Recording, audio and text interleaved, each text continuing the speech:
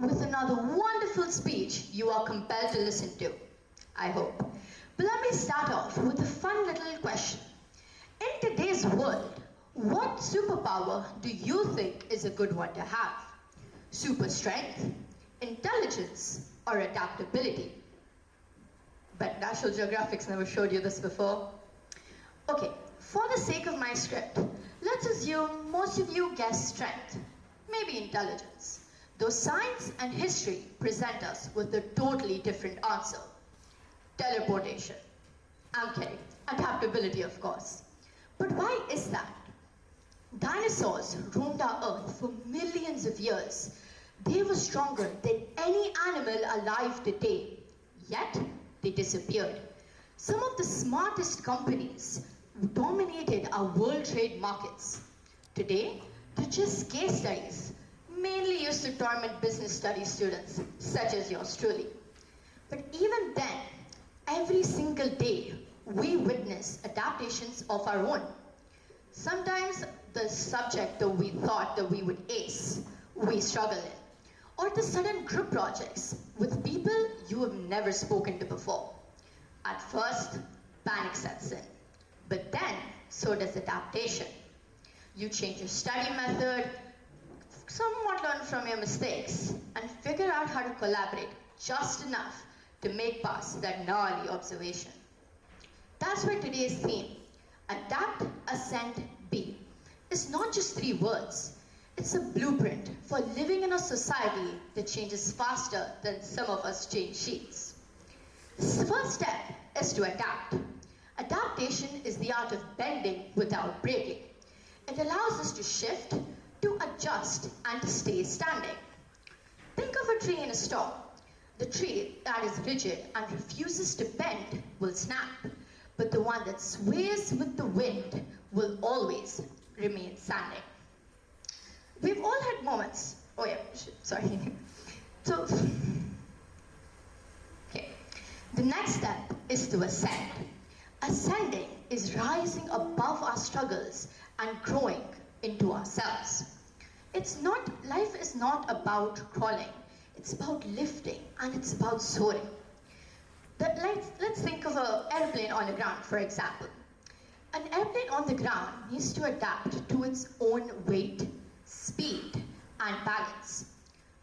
And eventually it needs to push against gravity and ascend to the skies.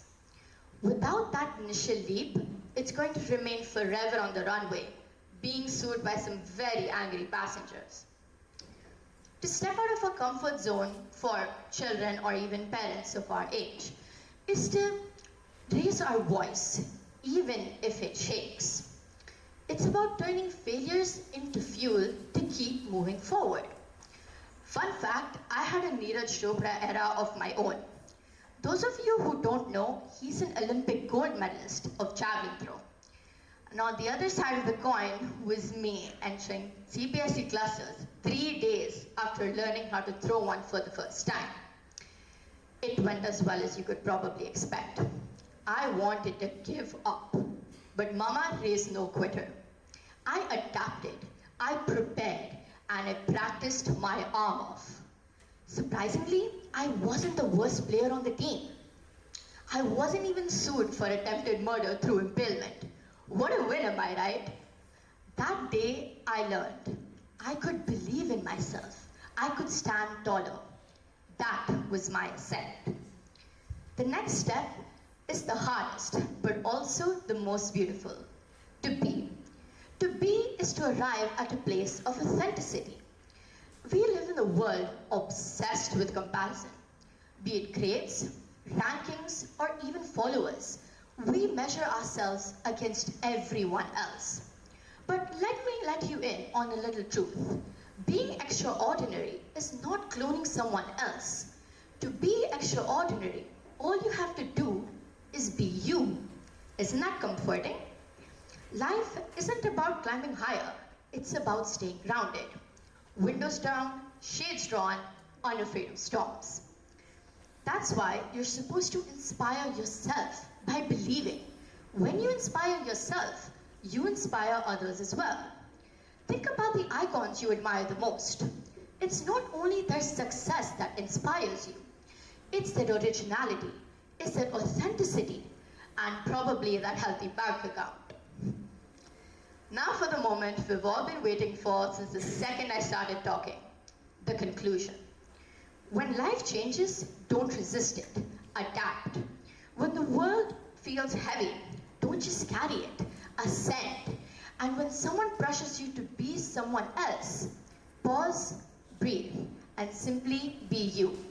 And maybe that's the real definition of success. Thank you.